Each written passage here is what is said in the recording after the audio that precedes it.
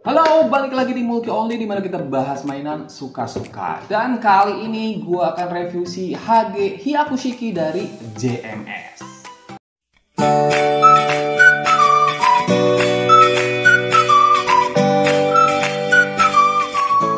Nah, ini dia si HG Hyakushiki dari JMS. Harganya sekitaran 130 sampai 140 ribuan kalau misalkan kalian mau cari. Jadi HG Hyakushiki dari JMS ini adalah gold coating. Tapi menurut beberapa reviewer dia itu agak ketebelan. Nah, nanti kita cek bersama-sama.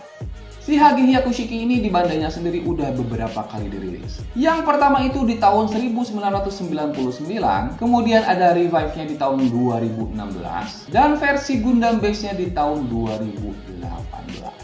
Dan kalian kalau misalkan mau nyari Bandainya, yang banyak beredar itu di yang tahun 2016 ya. Dan harganya masih normal sih menurut gua, sekitaran 250 sampai 300 ribuan.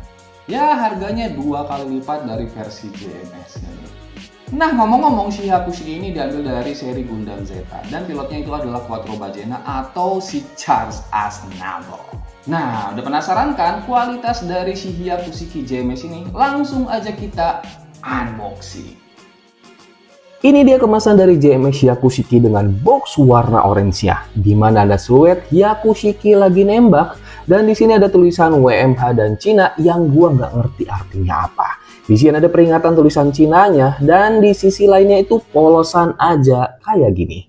Dan di dalam boxnya kita dapat 3 kantong runner kayak gini, dan ada 1 buah manual book kayak gini, yang kayak sih isinya sama aja kayak manual book Bandainya. Dan dari dalam plastiknya kita dapat 10 runner, dimana di dalamnya udah ada PC-nya, ada efek beam saber, dan ada stand base-nya. Selain itu kita dapat foil stiker kayak gini, dan kayaknya kita dapat 3 opsi foil untuk matanya. Dan gue seneng banget karena sama coatingan emasnya, itu bagus banget, kinclong banget. Dan walaupun begitu detailnya tuh tetap bagus, nggak ketutupan. Dan jangan lupa emasnya dia udah undergate, jangan lupa dibersihin ya. Oh ya, kita juga dapat water slide decals yang sama kayak MK2 JMS. Nah, untuk proses perakitan Hyakushiki dari JMS ini jujur agak PR sih.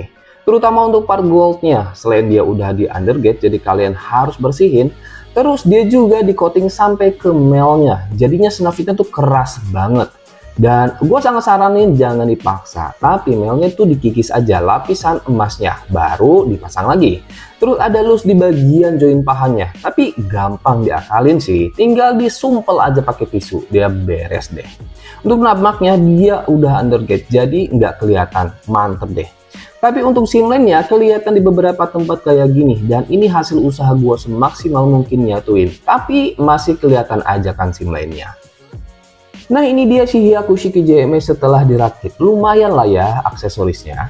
Jadi pertama kita dapat body unit yang bling-bling kayak gini. Kemudian kita dapat sepasang tangan mengepal, sepasang tangan menggenggam, sebuah rifle kayak gini, dan sebuah bazooka kayak gini. Dimana gagangnya bisa kita gerakin kayak gini. Dan dia bisa disimpan di backpacknya. Kita juga dapat 2 buah beam saber dengan efeknya. Dimana beam sabernya bisa disimpan di waist belakang. Dan terakhir kita dapat stand base-nya kayak gini. Ini dia body unit dari Hyakushiki JMS dan gue bener-bener suka sama hasil coatingan gold-nya. Yang gue dapat ini bener-bener rapi dan bling-bling. Gue harap sih kalian juga dapat sama yang kayak yang gue dapat. Tapi untuk desainnya ini ciri khas banget Mobile Suit Universal Century seri yang lama. Mecha dengan shape kotak-kotaknya dan terasa militeristik. Yang suka sama Universal Century harusnya sih suka juga sama desainnya. Apalagi dia punya backstory sebagai mobile suite-nya Quattro Baggena aka Charles Aznavour. Dan untuk proporsinya juga dia udah bagus banget karena udah versi pembaharuan di Bandainya. Yuk kita lihat lebih dekat. Nah, ini dia kepalanya dengan 1 antenanya dan enggak pakai vivin. Tapi desainnya gue seneng banget, detailnya pun bagus banget. Cuma sayang join kepalanya tuh oglek begini. Ya tinggal kalian akalin aja ya. Dan untuk bodinya nggak terlalu banyak yang bisa gue komentarin karena desain dan detailnya tuh simple banget kayak gini. Nah, ini dia shoulder pad dan tangannya. Secara desain gue cukup seneng, cukup enak dilihat. Begitu pula dengan detailnya. Sayangnya di sini nggak bisa rapet dengan benar. Kemudian waist depan dan sampingnya simple banget kayak gini, begitu pula dengan detailnya. Begitu pula waist belakangnya. Nah ini dia kakinya yang gue suka banget sama desain dan detailnya, terutama pada bagian betis yang terekspos. Cakep banget kelihatannya deh. Nah ini dia backpacknya yang simple dengan kedua sayapnya. Dan gara-gara sayapnya ini, tadinya gue pikir Hyakushiki bisa ditransform ke pesawat kayak Delta Plus. Tapi ternyata nggak bisa. Tinggi si Hyakushiki JMS ini sekitaran 13 sentian aja. Dan ini kalau kita bandingkan sama si Sazabi yang sama-sama dipakai si Charles Aznavour, jauh banget ke tingginya. Dan ini kita bandingkan sama si MK2 JMS yang sama-sama dari seri Zeta. Dan terakhir kita bandingkan sama Elfried Anavata dari seri yang terbaru, detailnya tuh jauh banget. Kepala itu ke atas ke bawah kayak gini, ke samping-sampingnya kayak gini, dan dia bisa diputar sampai 360 derajat. Shoulder padnya cuman begini aja gerakannya, dan bagian sini bisa kita gerakin. Dan tangan-tangannya cuman segini aja, sayang banget. Bicepnya bisa kita puter kayak gini, dan tekukannya cuman 90 derajat. Tangannya bisa kita puter kayak gini. Bodinya ke depan ke belakang kayak gini, ke samping-sampingnya cuman sedikit aja, dan putarannya bisa sampai full kayak gini. Waist depan bisa ke depan, waist samping juga bisa kita gerakin. Kakinya bisa ke depan jauh, ke belakangnya mentok. Tapi nah ini dia bisa split, tapi ini joinnya tuh loose banget kayak gini kalau nggak diakalin. Dan dia bisa diputar cuman agak mentok kayak gini. Tekukan kakinya cuman segini aja. Kakinya bisa ke atas ke bawah, ke samping-samping juga bisa. Diputar 360 derajat juga bisa.